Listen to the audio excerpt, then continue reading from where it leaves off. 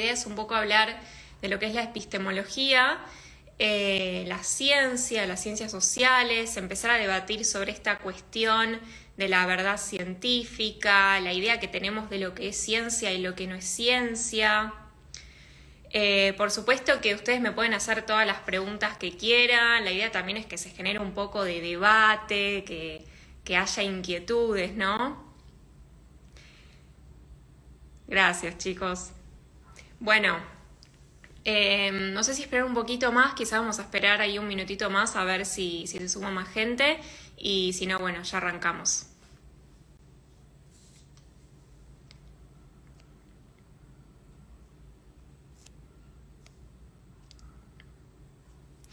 Yo también me anoté algunas ideas como así centrales que me gustaría abordar, pero bueno, después obviamente que con las cosas que vayan surgiendo capaz que terminamos en otro tema. La idea es que bueno, más o menos gire en torno a lo que es la epistemología, pero bueno, esto puede terminar en cualquier lado, a veces pasa en los vivos.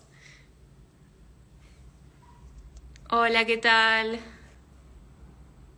Sí, lo voy a publicar en el feed, así que también para los que no puedan sumarse, los que no puedan estar todo el vivo, después van a poder verlo en el feed.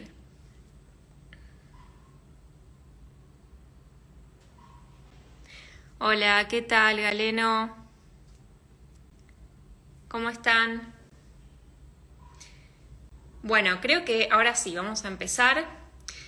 Yo quería empezar por una idea que tiene que ver, bueno, primero, obviamente, definir lo que es la epistemología, pero bueno, empezar por un dilema, ¿no? Que tiene hoy la ciencia, y cuando digo la ciencia hablo de todas las ciencias, ¿no?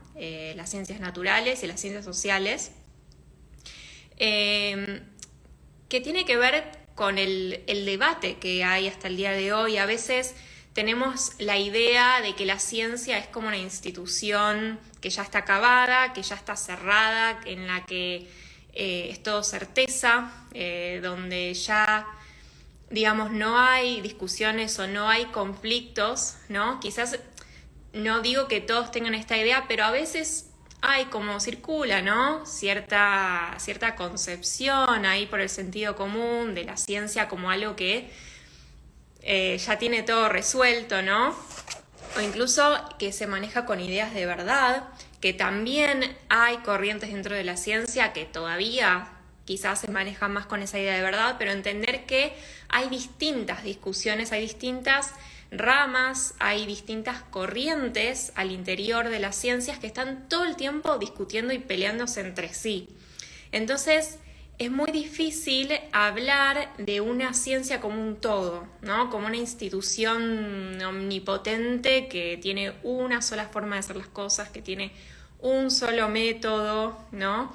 Entonces está bueno como empezar a entender el nivel de debate, ¿no? Que existe hasta el día de hoy en las ciencias, que es muy grande, por cierto, y eso creo que está bueno remarcarlo, ¿no? Y justamente la epistemología es una rama de la filosofía, que también a veces se le dice filosofía de la ciencia, que lo que hace un poco es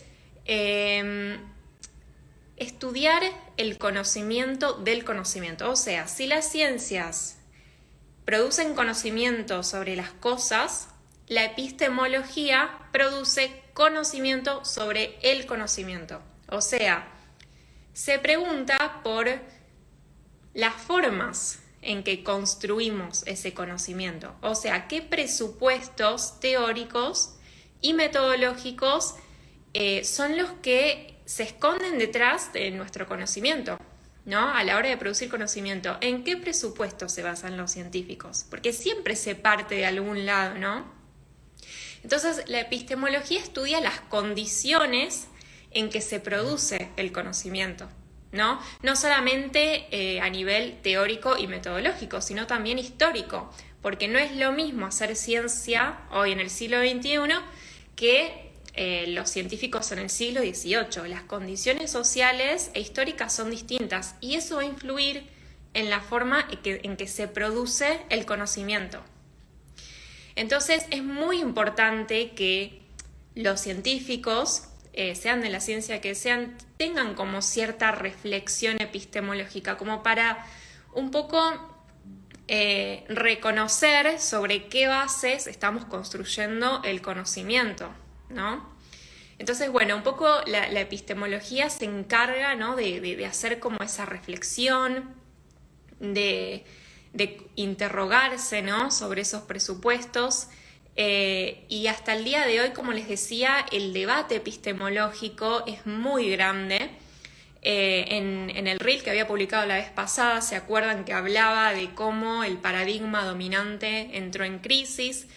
El paradigma dominante de la ciencia hoy en día, que si bien entró en crisis hace más de un siglo, digamos que a nivel global sigue teniendo mucho poder, ¿no? Nos estamos refiriendo a lo que se llama el paradigma moderno de la ciencia.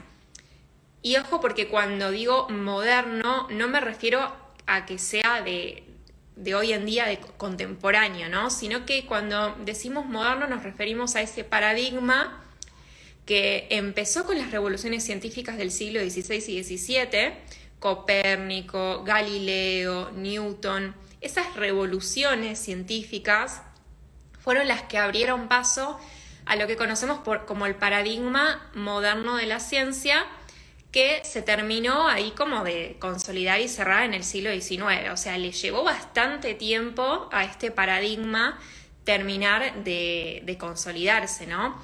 Por eso hoy nos encontramos en una transición, no en una revolución científica, pero eso no quita que ese viejo paradigma haya dejado de tener peso y poder, ¿no? Entonces, hay un sociólogo que se llama Sousa Santos que dice: estamos en un periodo de revolución científica, pero eso no significa que ese viejo paradigma haya dejado de ser dominante, ¿no? Lo que tenemos hoy en día son corrientes epistemológicas más críticas que han criticado ese paradigma viejo, pero no significa que sean el nuevo paradigma, no se constituyen como paradigma. Tenemos que pensar que un paradigma es la norma, ¿no? Es lo que está aceptado por casi todo el mundo. Y lejos estamos de una situación así. Lo que tenemos es debate, conflicto, ¿no? Hay mucha puja entre distintas corrientes epistemológicas. Pero bueno, básicamente nos encontramos como en un contexto de transición, ¿no? Como que todavía no sabemos cuál va a ser el próximo paradigma. Todavía no tiene nombre el próximo paradigma. Estamos como ahí transitando. Entonces, bueno, ahora que más o menos expliqué la epistemología, ustedes obviamente vayan haciendo preguntas o comentarios y yo voy respondiendo. Bueno, entonces les quería mencionar algo que hacemos en antropología que tiene que ver con toda esta reflexión que les vengo diciendo sobre la importancia de tener en cuenta desde qué bases nos estamos parando cuando construimos conocimiento, que tiene que ver con una actitud de reflexividad. La antropología, he hecho también algunos videos hablando de por qué la antropología le interesa tanto desnaturalizar el sentido común. Y eso tiene que ver por toda la herencia colonial, ¿no? El peso colonial que tiene la antropología, que ha logrado a lo largo del tiempo adquirir una mirada más crítica a la hora de construir conocimiento. ¿Qué significa esto? Que es una de las disciplinas que más se ocupa de reconocer y aceptar todos los presupuestos que nosotros tenemos, que inevitablemente siempre vamos a tener. O sea, no es solo reconocer que tenemos presupuestos, sino es aceptar que van a estar ahí. Porque la pretensión de deshacerse completamente de todos los presupuestos que tenemos es imposible y tiene que ver justamente con esa ambición objetivista que tiene el viejo paradigma de la ciencia. Esto de que podemos como desprendernos, como purificarnos de todos nuestros preconceptos que están como casi impregnados, porque es imposible deshacerse 100% de todos los presupuestos que tenemos. Entonces, en la antropología no es que se trata de deshacerse, sino que lo que se intenta es desnaturalizar para que el análisis que después hagamos sobre los fenómenos sociales sea más serio, ¿no? Porque obviamente que si bien hay distintas formas de conocimiento y todos los saberes tienen su validez según en qué contexto y para qué, lo que según también mi perspectiva hace científicas a las ciencias tiene que ver también con el hecho de que se guían, ¿no?, por ciertas pautas y reglas, ¿no?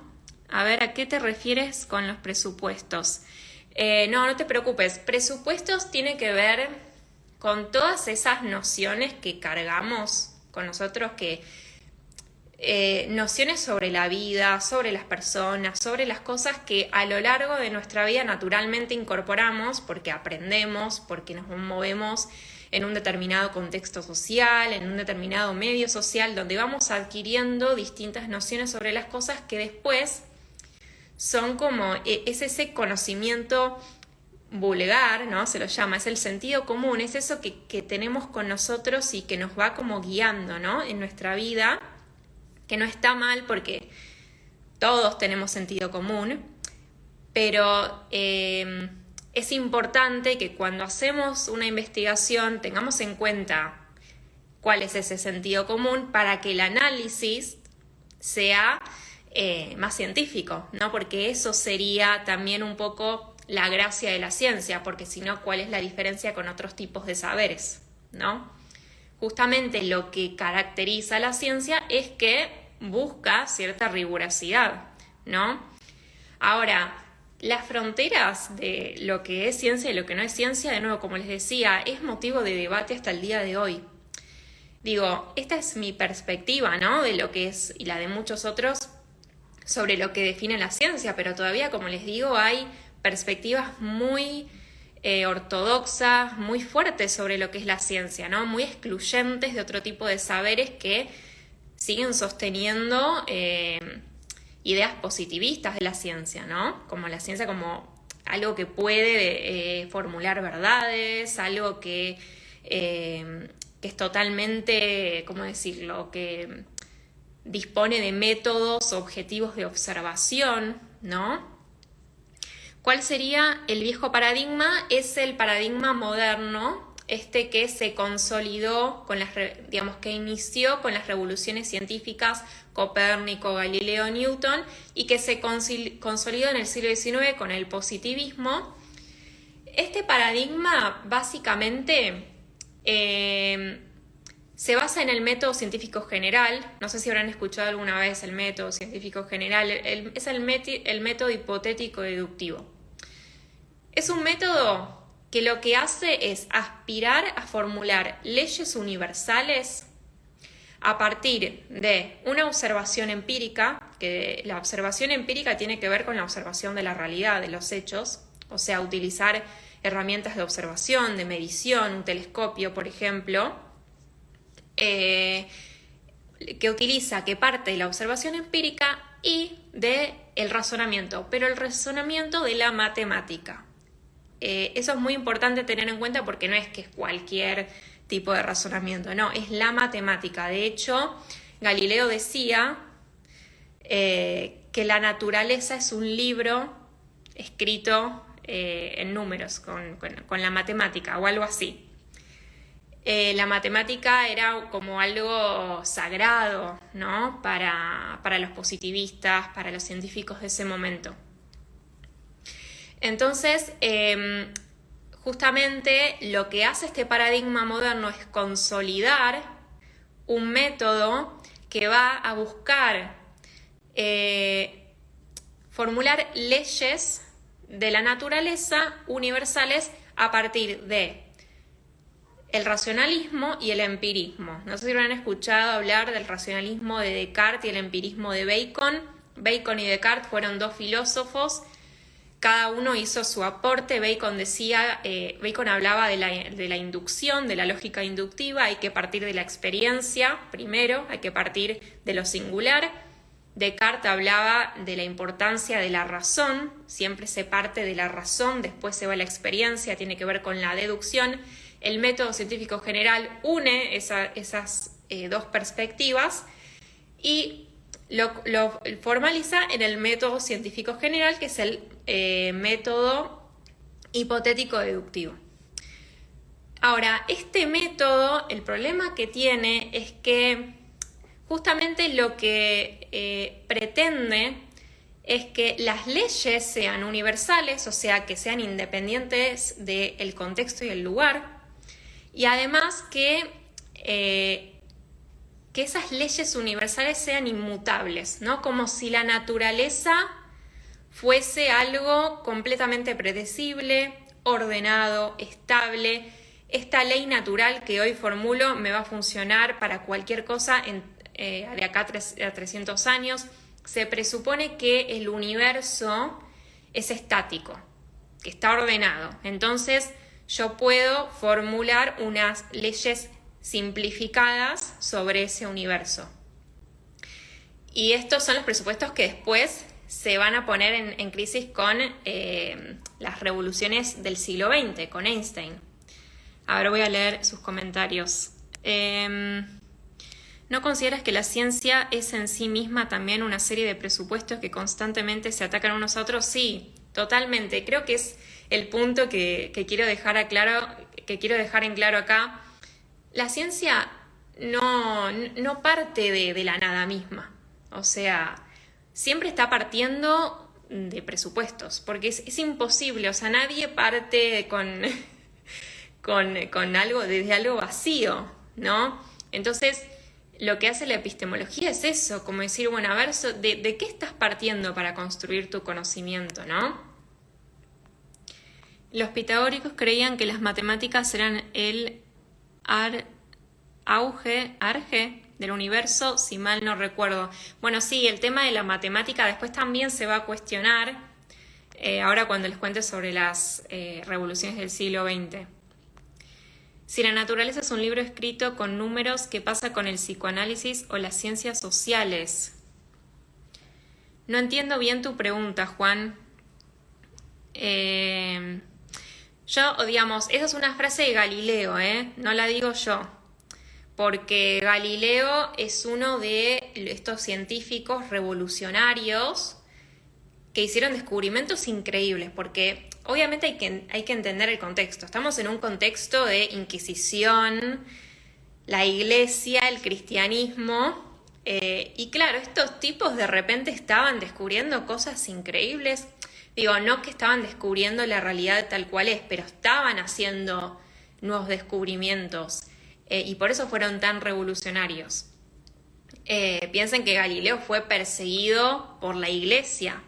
O sea, la Iglesia tenía una idea de una naturaleza que era sagrada, ¿no? Que, digamos, la naturaleza era un lugar divino. Era muy cuadrado, ¿no? El dogma de la fe. Y justamente estos científicos empezaron a ampliar lo que se pensaba del mundo. O sea, la Tierra no era plana, la Tierra no era el centro del universo, como se pensaba. Y que esa es la teoría heliocéntrica de Copérnico. Y, digamos, estos avances que hicieron estos tipos, Galileo, Copérnico, Newton, que habló de la ley de la gravedad universal, que después Einstein le va a decir que no es universal, pero bueno, habló de la gravedad y fue súper importante en su momento ese descubrimiento. Entonces, claro, todos estos grandes descubrimientos van a ir generando que con los siglos la ciencia se vuelva la institución dominante, porque la Iglesia, si bien tiene muchísimo poder todavía, no es que, digamos, la institución dominante globalmente, ¿no? La ciencia va a ser la nueva institución dominante. Por eso es tan importante también siempre tener una actitud más crítica, ¿no? Más de sospecha. No es ser relativista ni decir que todos los conocimientos son lo mismo, sino que tiene que ver con empezar a entender que digamos, que ningún discurso y que ninguna forma de conocimiento se puede jactar de ser la verdad universal, porque lo que se creía que era verdad universal, después se demuestra que no lo es, ¿no? O sea, lo que Newton pensaba que era una ley universal, la ley de la gravitación universal, después vino Einstein y le dijo, no, mirá, no aplica esto de la gravedad universal, ¿no? Cuando él formuló la teoría de la relatividad. Entonces, bueno, un poco está bueno como empezar a desnaturalizar esta idea de la ciencia como una institución que puede formular verdades universales, que ya está todo cerrado, que hay todo consenso. Por supuesto que siempre hay consensos, pero hay muchísimo debate y conflicto, ¿no? Eso está bueno tenerlo en cuenta. Entonces, bueno, como les decía, los nuevos avances del siglo XX, la teoría de la relatividad de Einstein, el principio de incertidumbre de Heisenberg, son avances que desde las mismas ciencias naturales van a empezar a cuestionar este método científico general, ¿no? El método hipotético deductivo. Van a empezar a cuestionar la idea del mundo como un lugar ordenado, como un lugar estable, como un lugar al que podemos acceder mediante razonamiento matemático y observación empírica rigurosa, como si fuésemos seres omnipotentes que con simples herramientas podemos acceder y hablar de leyes universales. Bueno, no. Lo que van a demostrar estos avances científicos del siglo XX es que eso ya no va a ser posible. Bueno, la teoría de la relatividad de Einstein justamente lo que dice es que la simultaneidad de eventos distantes no puede ser realmente verificada, ¿no? Porque justamente la idea de verificación tiene que ver con la idea de verdad. Entonces lo que dice, no, mirá, o sea, no podemos estar seguros de esa simultaneidad. La simultaneidad es relativa, entonces el espacio y el tiempo no son absolutos, son relativos. Se empieza a hablar del espacio-tiempo, espacio-temporalidad. Después va a venir Heisenberg, que era un físico alemán, que de hecho es el apodo que toma el personaje de Breaking Bad.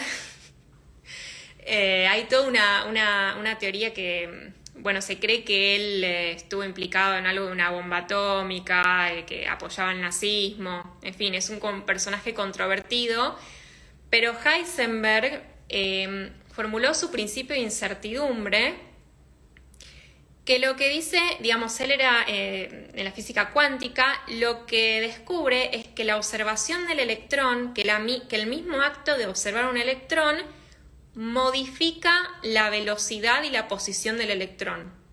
Entonces, ¿cómo podemos realmente determinar la posición real, la velocidad real del electrón si en la misma observación eso se ve modificado? Entonces,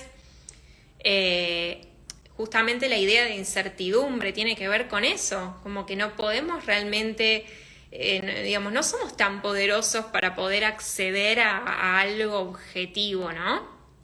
Podemos acercarnos, podemos aproximarnos, se puede hablar de leyes probabilísticas a lo sumo, pero hablar de ley universal y no se puede mucho.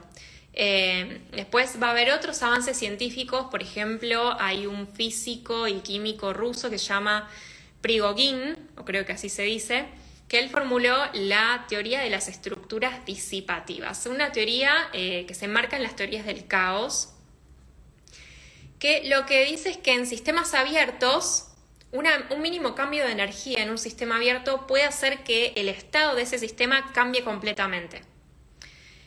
Obviamente que yo de física y química, chicos, no entiendo nada, pero más o menos entiendo, digamos, el planteo principal de estas teorías y lo que vienen a cuestionar y por qué son tan revolucionarias, porque justamente lo que está planteando la teoría de este físico, Prigogine, es que los sistemas son caóticos, que no podemos predecir el comportamiento de los fenómenos, porque justamente lo que apuntaba el viejo paradigma era formular leyes universales para predecir el comportamiento futuro. Si vos tenés un anhelo universal, vos ya sabés cómo, digamos, independientemente del tiempo o el lugar, ya sabés cómo se van a comportar los fenómenos.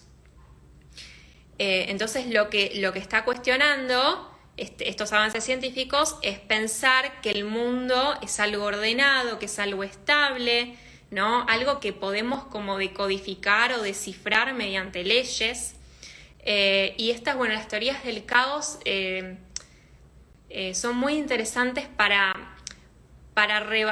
revalorizar todo lo que es la idea del caos y la complejidad, porque también hay una cuestión que últimamente estuve leyendo un libro de un sociólogo que se llama Sousa Santos, que él dice justamente que el viejo paradigma, digamos, el método científico, se correspondía con el orden colonial, ¿no? O sea, tenemos que pensar que el método científico se formaliza en Europa, ¿no?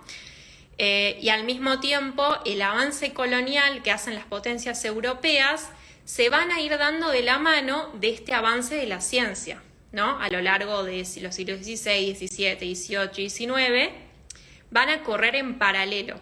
Entonces, lo que dicen, también lo dicen muchos autores de las perspectivas que se llaman coloniales, lo que dicen es que este viejo paradigma científico le servía al orden colonial para conquistar y dominar a los pueblos y a la naturaleza. ¿Por qué?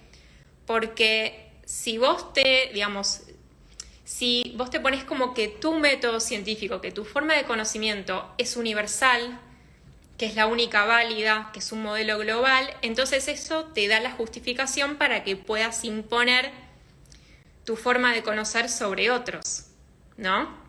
Entonces, eso también nos ayuda a entender cómo la ciencia se desarrolla también en contextos históricos donde hay grupos que tienen intereses, ¿no? Y digamos que a la empresa colonial le sirvió mucho tener un paradigma que favorecía la intervención sobre la naturaleza, ¿no?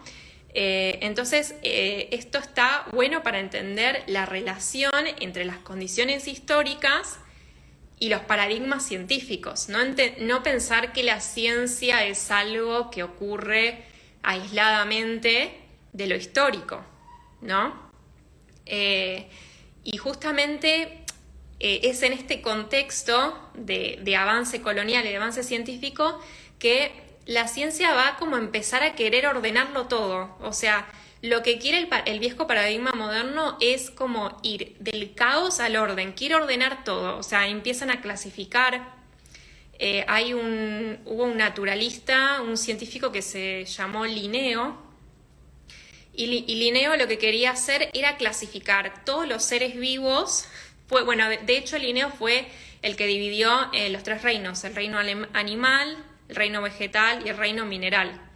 ¿Por qué? Porque los avances de la revolución copernicana habían sido tan reveladores y tan revolucionarios que ahora había una ambición muy grande por explorar otros continentes, clasificar a los seres vivos, clasificar a las personas también, porque eso también se hizo, se clasificaron a los pueblos.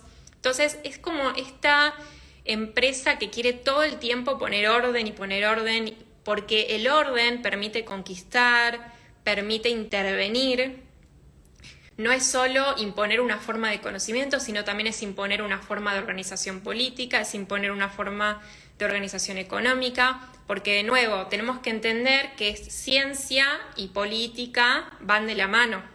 Entonces, estas cuestiones históricas, sociales y políticas que acompañan al desarrollo de la ciencia son cosas que obviamente se pasaban por alto, ¿no? En esos siglos, en los siglos anteriores. Es recién, a partir de la década del 50, que en la filosofía, en las ciencias sociales, se va como a empezar a dar cuenta de todo ese trasfondo histórico que acompañó el desarrollo de la ciencia moderna. Y lo que van a decir es que justamente esa ciencia moderna era una ciencia afín al colonialismo, era una ciencia eurocéntrica, y estas nuevas epistemologías, que se las llama epistemologías críticas, van a cuestionar eso, ¿no? Que hay que reconocer cómo las condiciones sociales e históricas influyen sobre la producción del conocimiento, ¿no? Desde tu opinión, ¿crees que por lo menos existe una ley universal o todo no es completamente cognoscible para el hombre? ¿Siempre va a haber algo en duda al respecto? Totalmente, para mí siempre va a haber algo en duda digamos, al respecto. Lo dijo Einstein, lo dijo Heisenberg. Lo que pasa es que, digamos, pensar que podemos conocerlo todo. Digo, el universo es algo es infinito, pensemos que hay 1.000 millones de galaxias ahí afuera que no sabemos, que ni conocemos. Entonces, como admitir que somos pequeños y que no podemos conocerlo todos, me parece que es algo muy importante y que de hecho ya se ha reconocido, ¿no?, en la ciencia. Pero de nuevo, eso no significa que no podamos validar el conocimiento científico, pero sí es importante empezar a entender y dar cuenta de una vez que la ciencia no es la verdad, ¿no?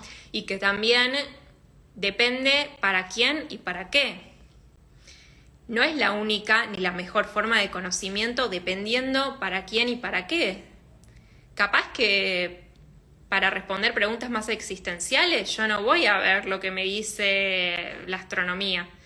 Capaz que sí, pero quizás voy a recurrir a otras formas de conocimiento, ¿no? O puedo leer filosofía. Quizás hay personas que van al curandero y les funciona, y no necesariamente tienen que ir al médico. No estamos diciendo que sea lo mismo, son distintas formas de saber. Pero es salirse un poco del lugar de la ciencia como lo único verdadero, lo único válido, ¿no? Como un sistema cerrado. Y aparte, de nuevo, entendiendo que hay siempre debate, hay siempre conflicto, no es que está todo soldado, ¿no? Entonces, como eso, entender que estamos en pleno debate, en pleno conflicto. Y bueno, esto de las epistemologías críticas, justamente lo que empiezan digamos, además de reconocer las condiciones sociales históricas, van a cuestionar la división sujeto-objeto, que es uno de los dualismos más importantes del viejo paradigma, porque el viejo paradigma justamente consideraba que el sujeto no influye sobre el objeto de conocimiento. Esto que les decía lo que decía Heisenberg, o sea, estamos con nuestra misma observación alterando el objeto. Entonces lo que empiezan a decir estas epistemologías críticas es: no hay forma de que el sujeto no influya sobre el objeto. Por eso es que no hay que hablar de una objetividad, ¿no? Porque, o sea, nunca va a haber forma de deshacernos completamente. Por eso lo mejor que podemos hacer como cientistas, los que trabajamos en las ciencias, es reconocer y aceptar que tenemos presupuestos. No solo porque es una postura ética, sino porque además el análisis va a ser mejor. Siempre va a ser el análisis mejor si reconocemos que ahí están operando ciertos presupuestos. Porque siempre partimos de algún lado. Partimos o de teorías, o de metodologías, y partimos de presupuestos personales, vivenciales, que como le dije antes, son ese sentido común que inevitablemente llevamos con nosotros. De hecho, justamente científicos como Einstein y otros científicos del siglo XX decían, no, o sea, ni siquiera Galileo ni Newton, ninguno estaba partiendo de algo puro. O sea, no hay forma de purificarse, de deshacerse de las condiciones en que producimos el conocimiento, ¿no? Entonces, bueno, un poco la idea era como hablar de todas las distintas corrientes de la epistemología. Este autor que les comentaba antes, Sousa Santos, como les decía, él dice que todavía estamos en un contexto donde ese viejo paradigma sobrevive, no es que no exista más, de hecho sigue teniendo mucho poder ese paradigma dominante en la ciencia. Todavía la ciencia como discurso sigue siendo dominante, digamos, en el sentido de ser excluyente con otras formas de saber, porque, digamos, la ciencia, para que se haya vuelto dominante, tuvo que haberse deshecho también de otras formas de saber, como les decía, ¿no? Digamos, todo lo que la ciencia llama irracional, todo lo que la ciencia llama superstición, que nos puede gustar o no, pero de lo que se trata es como de hacer un diálogo, de que sea democrático, ¿no? Y de entender en qué contextos a cada uno le sirve la ciencia u otras formas de saber. Entender que los distintos pueblos han tenido y tienen otras formas de conocimiento del mundo y de la naturaleza, salirnos como de ese lugar, porque la ciencia no deja de ser un origen de Europa, o sea, tiene un origen eurocéntrico. Entonces, lo que hacen estas epistemologías críticas es justamente decir, bueno, ¿y qué pasa con las formas de conocer que tienen los sujetos? Las formas de conocer que tienen otros pueblos. ¿Cómo conceptualizan a la naturaleza? ¿No? Entonces, como un poco tener en cuenta otras formas de conocer y no seguir pensando que hay la ciencia con mayúscula, ¿no? Cuando además hay distintas ciencias. Había un filósofo austríaco que se llamaba Feyerabend, que él decía: no hay un método para las ciencias sociales, basta con eso. Entonces él decía que hay un anarquismo epistemológico, dice él. Hay un anarquismo epistemológico, porque ya seguir pensando que la ciencia es equivalente a un método, ya está, ¿no? O sea, cada ciencia, cada disciplina es diferente y cada disciplina puede pensar su propia metodología, ¿no? Tiene sus propias teorías, su propia metodología. Entonces, bueno, estas ideas más críticas en las últimas décadas han tenido mucho alcance. Hoy en día, por ejemplo, en la antropología, digamos que la epistemología crítica que se utiliza más es el interpretativismo. El interpretativismo es una epistemología que ya no busca la explicación causal de los fenómenos, sino que lo que busca más es comprender la complejidad de la realidad social. Porque justamente lo que les decía antes, que las teorías del caos no solo cuestionaron la idea de un mundo estable, de un mundo ordenado, sino que además cuestionaron la causalidad. La causalidad es uno de los principios más importantes del viejo paradigma. Significa que si A, entonces B. Es como algo lineal, no es una secuencia lineal. Lo que dicen las teorías del caos es que no hay forma de predecir una causa, no hay forma de explicar una cosa porque es tan complejo. Entonces, los sistemas son tan complejos. Estoy hablando más quizás en el terreno de las ciencias naturales, pero esto después lo podemos pensar en el nivel de la sociedad también. O sea, no podemos explicar un fenómeno por una causa sola. Los fenómenos son súper complejos, ¿no? Entonces, seguir pensando en esta idea de la causalidad y querer como pretender explicar algo, y ya es medio difícil. Entonces, un poco las corrientes que tienen más, que circulan más hoy en día en las ciencias sociales, especialmente en la antropología, es la interpretativa, que ya apunta a comprender y no tanto querer explicar los fenómenos de forma causal y cerrada, ¿no? Entonces, ¿crees que la ciencia actualmente debería cambiar, evolucionar, apoyándose en otras ciencias o corrientes de pensamiento para poder llegar a mayor conocimiento? Bueno, sí, efectivamente. Después, si quieren, les voy a pasar este libro de Sousa Santos porque está espectacular, porque él dice que justamente las ciencias tienen que abandonar esa vieja pretensión positivista y empezar a utilizar otras herramientas, ¿no? Empezar a apoyarse en recursos estético-expresivos, en recursos más literarios. Bueno, en fin, es algo que él lo desarrolla muy bien, pero justamente él habla de un nuevo paradigma, ¿no? Él lo llama, es muy interesante esto, paradigma prudente para una vida decente, dice él. ¿Por qué? Porque la ciencia, para él, no debería estar abocada a hacer ciencia por ciencia, porque sí. Vamos a ser científico porque sí. Pensemos en la inteligencia artificial. ¿De qué nos va a servir la inteligencia artificial? ¿Realmente nos sirve de algo? ¿Nos pusimos a pensar, se ponen a pensar los científicos la relación con la ética? ¿Pensamos la ciencia como una forma de regulación, una forma de emancipación?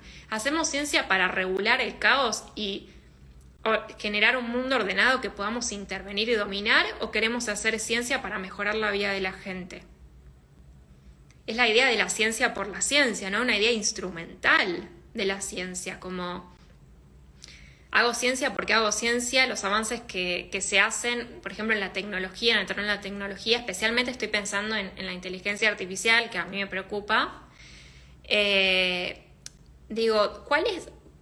perdió la relación entre la razón de ser de la, digamos, ¿cuál es la razón de ser de la ciencia? ¿No debería ser a favor de la emancipación de las personas? Entonces, Sousa Santos critica justamente que este paradigma siempre se guió por una racionalidad para dominar, ¿no? Para regular el caos, esta pretensión de ordenarlo todo, de clasificarlo todo, cuando ya tenemos que entender que el mundo es demasiado caótico para que lo podamos clasificar y querer explicar de forma tan simple.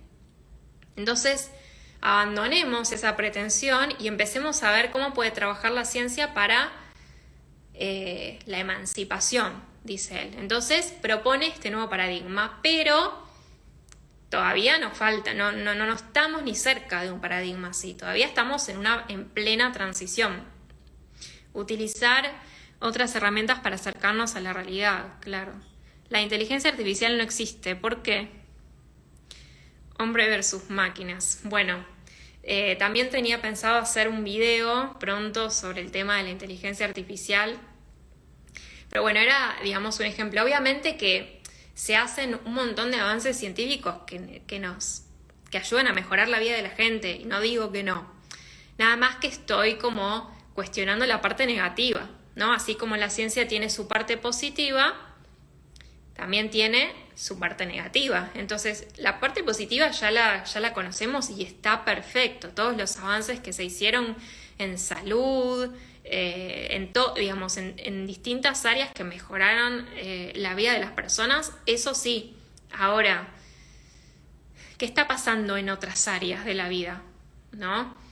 Está bien, hay avances tecnológicos que nos facilitan la vida y hay otros que no sé si nos facilitan tanto la vida. ¿No? Entonces hay que empezar a cuestionar lo que no está tan bueno. Pero no se supone que el rol de la ciencia es la investigación y el desarrollo de herramientas que nos ayuden a comprender mejor el mundo, todo a través de la observación. Claro, a comprender. Esa es una perspectiva, ¿no? Y adhiero que justamente lo que hace la ciencia es producir formas de conocimiento que ayudan a comprender mejor la realidad, y comprender mejor la realidad nos permite poder generar impacto más positivo. Digo, la comprensión es lo que nos permite generar impacto positivo.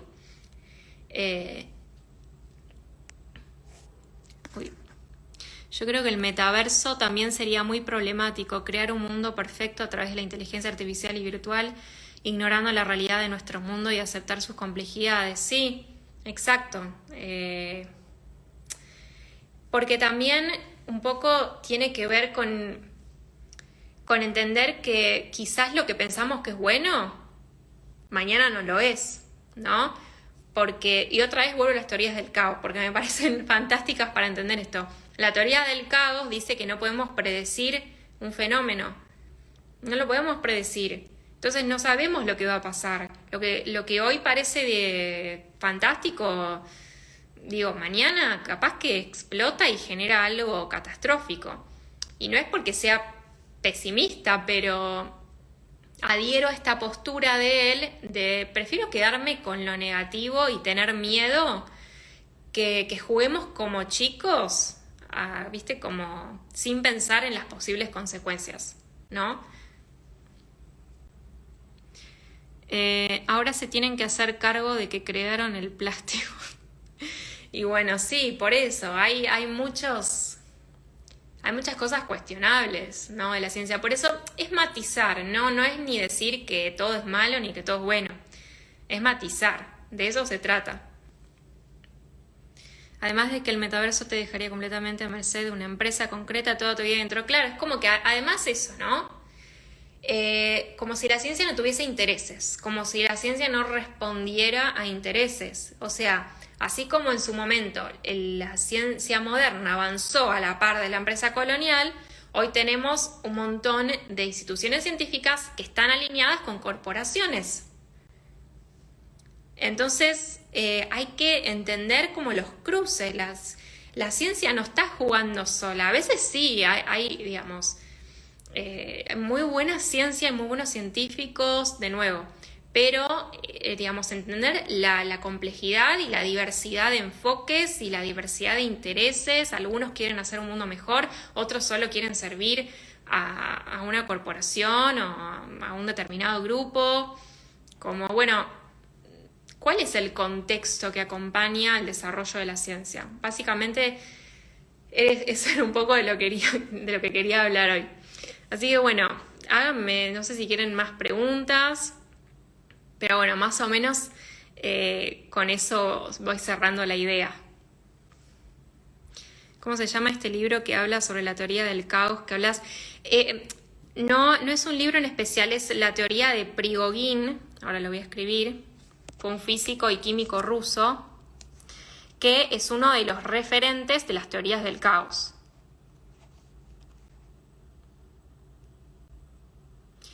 Y formula la teoría de las estructuras disipativas.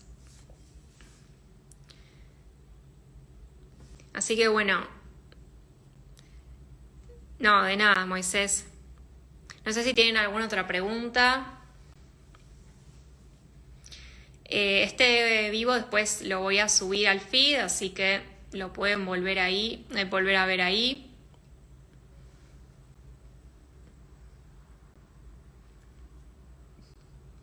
Bueno, justo los que se acaban de sumar, bueno, estamos como ahí cerrando, estoy como ahí abriendo también inquietudes, dudas o preguntas que tengan.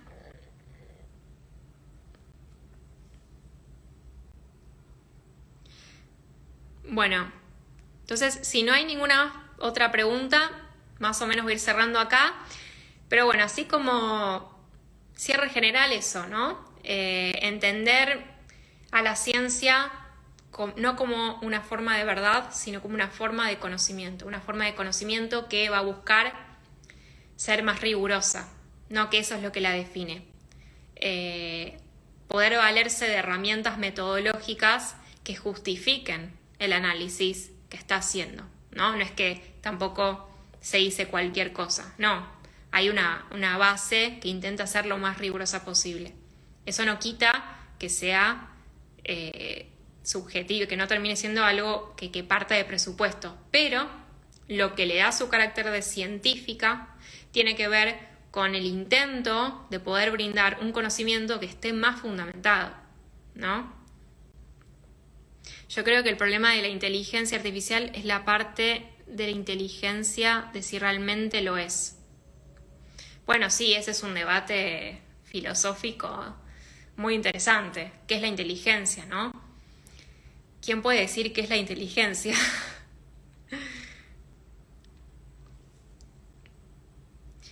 ¿El rol de la ciencia actual es generar dinero o buscar medios para mejorar la vida? Depende de quién.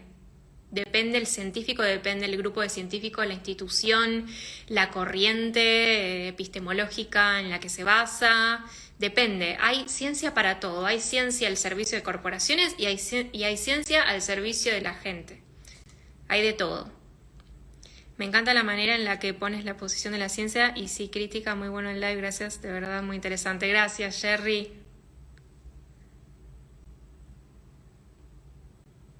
Gracias, chicos, gracias, Moisés. Bueno, qué bueno que les haya gustado. Voy a subir el video al feed, así que bueno, cualquier cosa después lo van a consultar ahí. Gracias a todos por sumarse, de verdad, estoy muy contenta que se hayan sumado. Ojalá que les haya gustado, que les haya aportado. Así que bueno, me voy despidiendo, les mando un abrazo a todos y bueno, nos vemos seguramente el próximo jueves. Voy a volver a hacer algún otro vivo, después veremos qué tema, pero bueno, nos volveremos a encontrar el jueves que viene. Chao.